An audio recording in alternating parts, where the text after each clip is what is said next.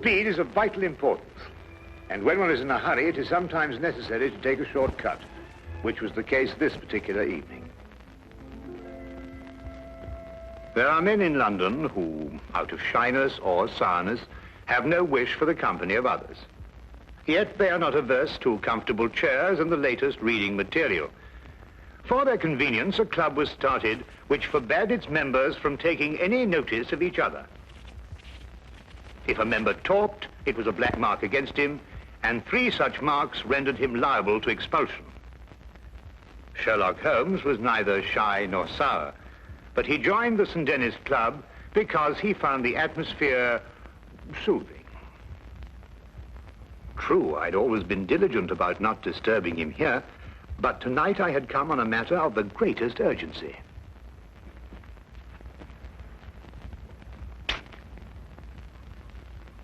I beg your pardon? Oh, excuse me. I thought you were Sherlock Holmes.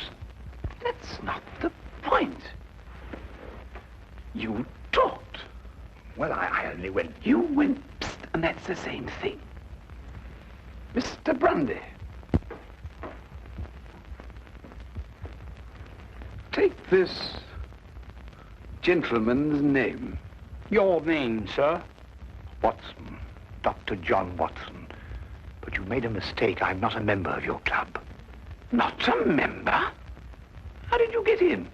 Well, Brandy? You'll accompany me out, sir. I'm here on very urgent business. Our constitution forbids talk of any kind. Follow me, sir. And I'd like you to understand I'm not the sort of man who enters a club like this uninvited, but the circumstances happen to be extraordinary. Holmes!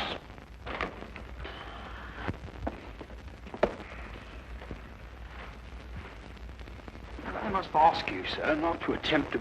I don't believe such an incident has ever occurred before. Well, really? Holmes! I've never been so humiliated in my life. Why didn't you speak up in there? Because it's against the rules of the club, old chap. Oh, hang the club! This desire for privacy can go too far. What if an emergency arose? Yes, and perhaps to prevent that happening again, we'd better move down the hall a bit. Now, you were saying... What if an emergency arose? You can speak up now, Watson. What I'm trying to say is, what if an emergency arose and your presence is urgently requested? Nobody can put a hand on you. And I'm here, my dear chap. You just disproved that. Oh, really? I'm only isolated here from triviality. Well, there's nothing trivial about this. There's a man waiting for you back at the flat, a man by the name of Dubec, Claude Dubec. He's had an experience that make your blood run cold. What sort of an experience, Watson? He watched a man being tortured. Tortured? We'll find a cab outside. Yes. Come along, then.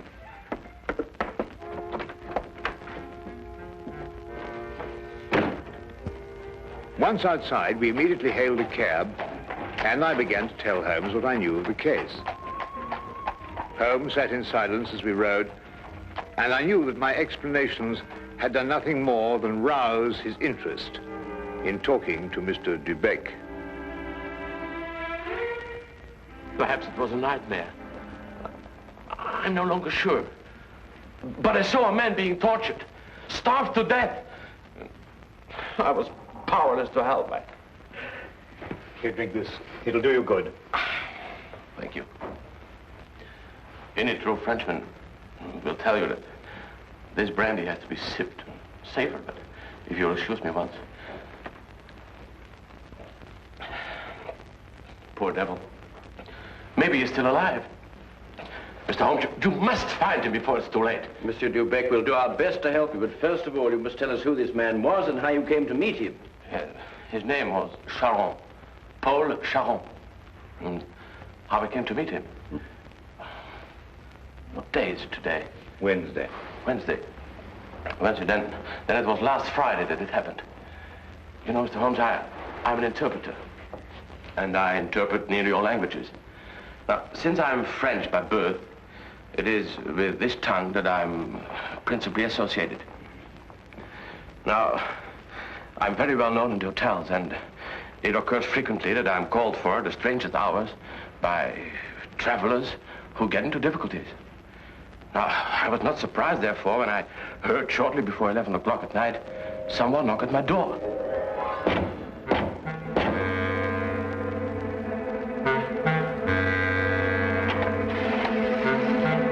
Mr. Beck? I'm he. My name is Latimer, Harold Latimer. Forgive me for calling at such a late hour, but the man at the hotel said it would be all right. Oh, you need an interpreter? Yes. You do speak French, don't you? No, with the greatest of pleasure. What's your problem? Well, you see, someone from France came to see me on business. As it turned out, he speaks only French. And I, of course, can't even read the label on a bottle of wine. Oh, that's a pity. He's leaving tomorrow, and it's imperative that we settle our business tonight. I realize this is an imposition at this late hour. An interpreter and a doctor are the same in this respect. His hours are whenever he is required. Now, just a moment, I'll get my hat going.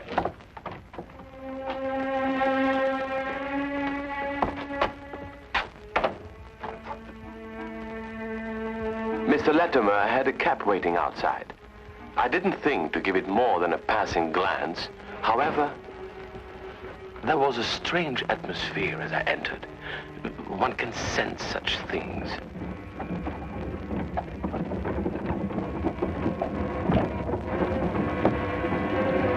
I must ask you not to. I beg your pardon?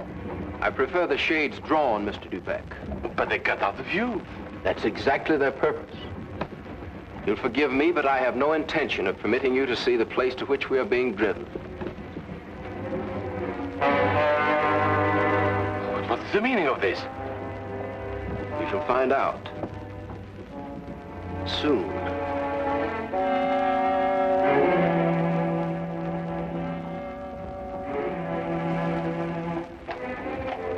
For nearly 2 hours we drove without my having the least idea where we were going.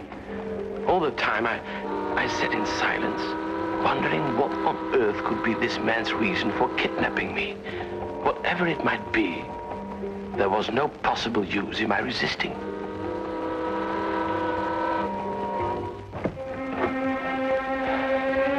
We've arrived, Mr. Dubeck. You're aware this is kidnapping, Mr. Latimer? It is somewhat of a liberty, I admit. We'll make it up to you. You may get out.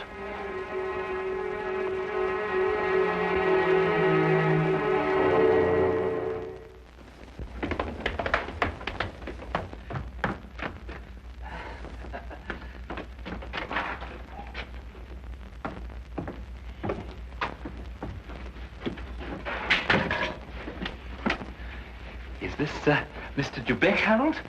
Yes. Well done, well done. No ill feelings, Mr. Dubeck, I hope, but we couldn't get on without you. Now, what do you want of me? Only to ask a few questions of a French gentleman, and let us have the answers. If you deal fair with us, you'll not regret it. But if you try any tricks, you'll wish you hadn't been born. You follow me?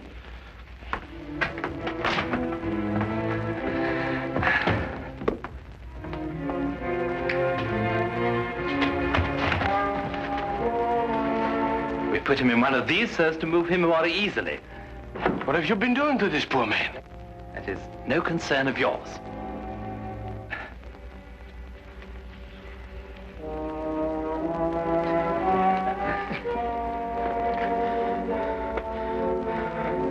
Feel better? Cochon. Salaud bandit. You don't have to understand French to know that is not a compliment. But no matter. Ask him if he's prepared to sign the papers. For your own good, be quick about it. Acceptez-vous de signer les papiers? Jamais. Never. Tell him he is doing her no service. Vous ne lui êtes d'aucune aide. Laissez-moi lui entendre dire. He says, let me hear her say so. Tell him he'll go free if he signs. Signez et vous serez libéré.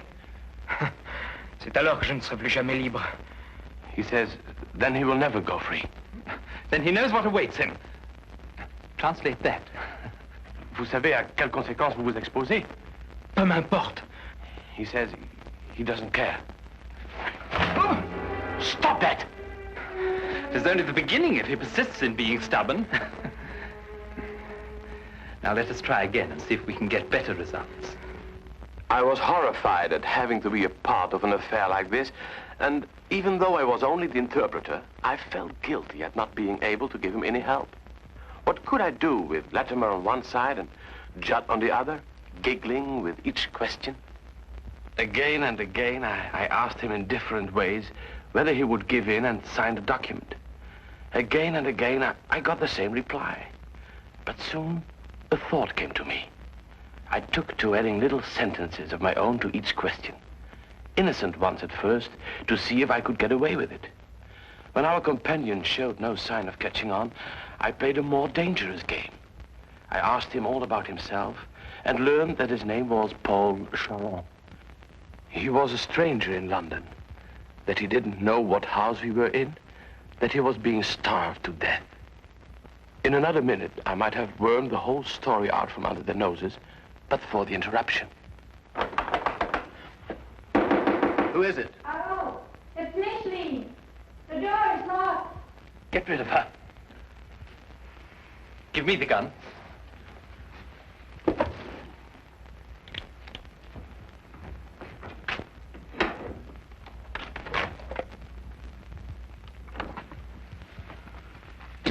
Micheline, dear, I thought you went to bed hours ago.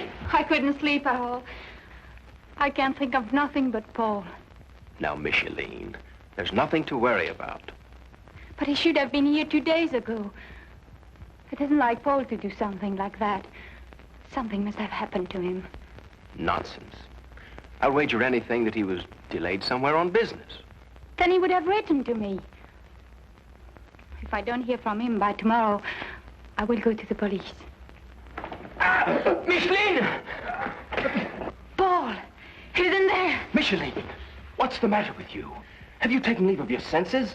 But it was Paul's fault. It was nothing of the kind. But I did, I heard. Would I lie to you? If Paul were in there, wouldn't I tell you? Judd is in there. Judd. That's all. Oh, Warrell.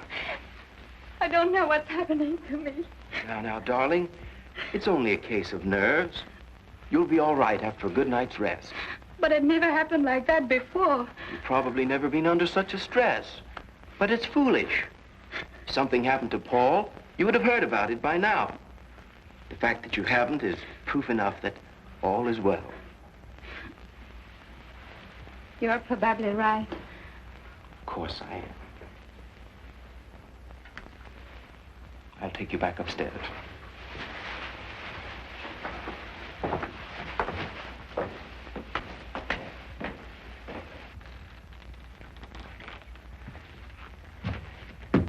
You perceive we have taken you into our confidence over some very private business. Shameful business.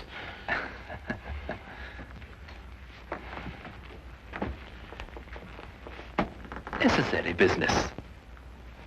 But it would not be to our interest if you spoke to anybody about it. Therefore, I am paying you a fee such as you have never before received in your life. There will be more the next time you come here. Thank you. However, I don't place all my faith in money. Therefore, I must warn you that if you speak to a single soul about this, we shall know about it. And you will pay for it with your life.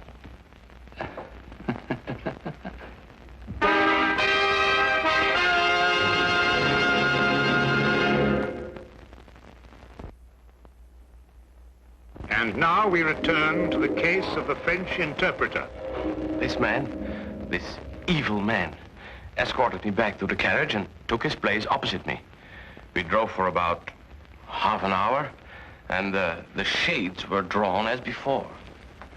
Then we came to a stop, and he ordered me out.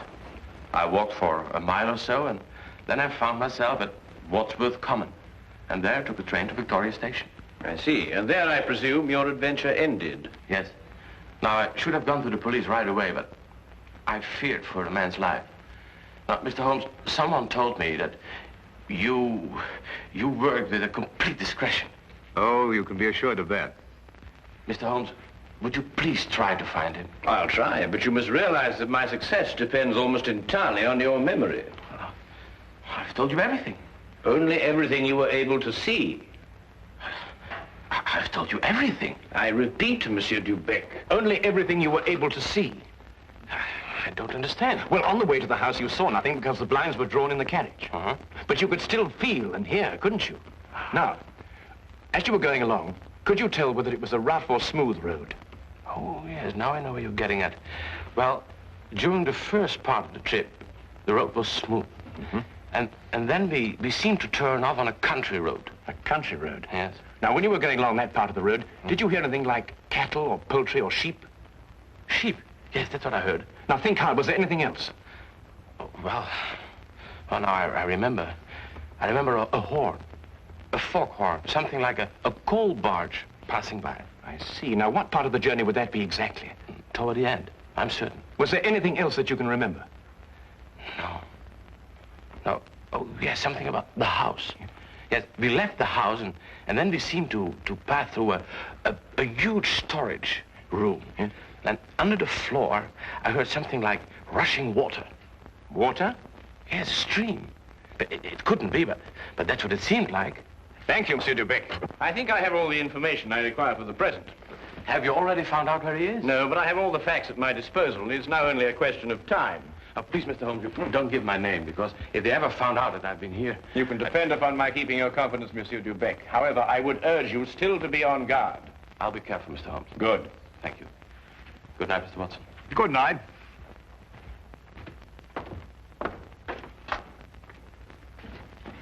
Good night, sir.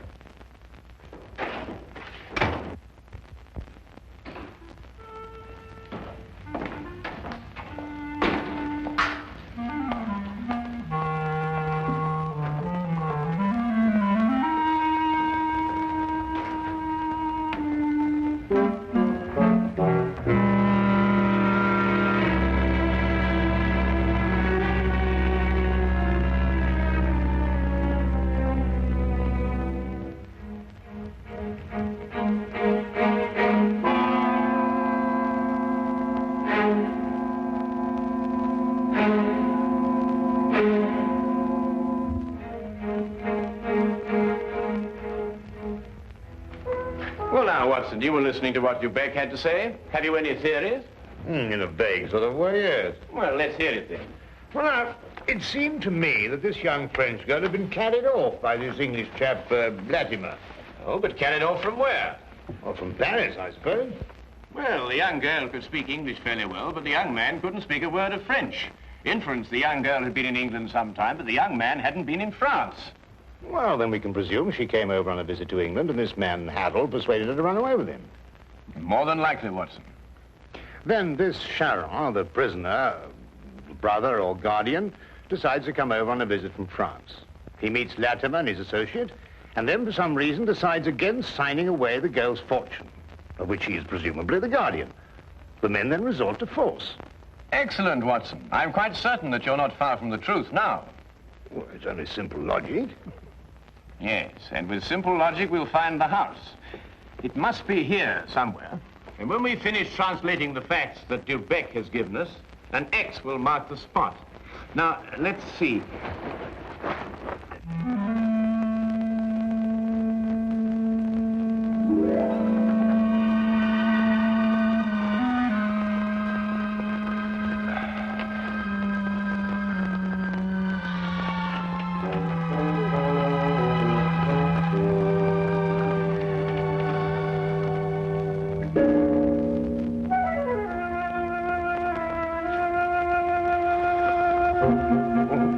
Doctor, I'm sorry to disturb you, Doctor. Would you mind getting your coat? We'll pick up Lestrade on the way. You found it? I believe so. Holmes, do you think we should find Dubec in case we need an interpreter? Now, that's an excellent idea.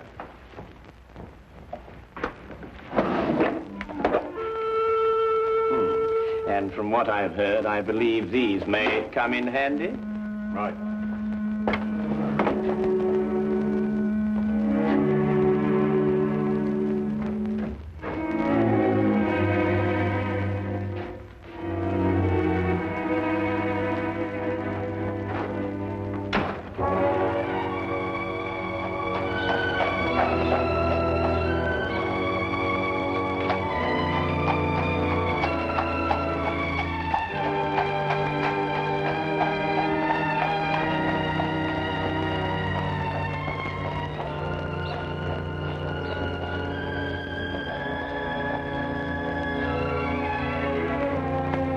De Beck had his lodgings just across the river, and we decided to walk there.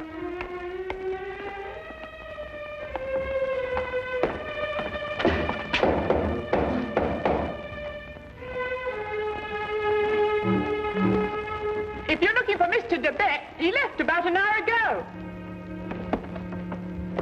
Can you tell us where? Well, I don't know. I only know he drove away with a gentleman in a carriage. Well, did the gentleman leave his name? No, sir. Was he by any chance a rather tall, handsome-looking man? Oh, no, sir. It was a little gentleman with glasses. Did nothing but giggle all the time. Thank you, madam.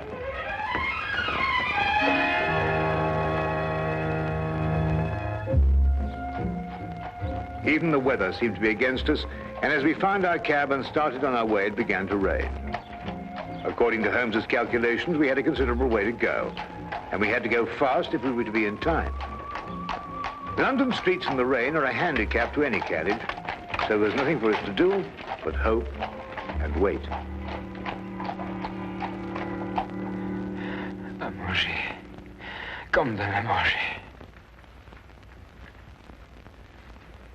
Does he still say no? He asked for food. Have mercy on that poor man. He will be fed the moment he's signed the papers. Tell him that. Signez, mon vieux, et un repas vous sera servi. Je n'en peux plus. Je signerai tout ce qu'on voudra. Qu'on me donne à manger. He'll sign.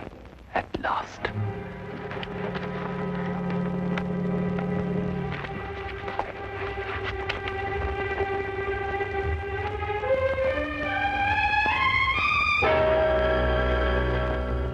Now feed this man. It would be foolish to spare him, only to have to kill him again. Kill him? And you broke your promise. You spoke to Sherlock Holmes. That's not... That's true. There's no point in lying, but you couldn't tell him where we are. And even the famous Mr. Holmes could never deduce that.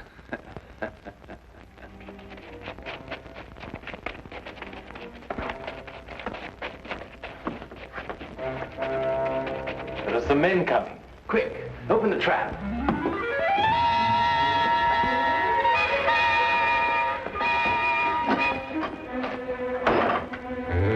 Right, you two, down there.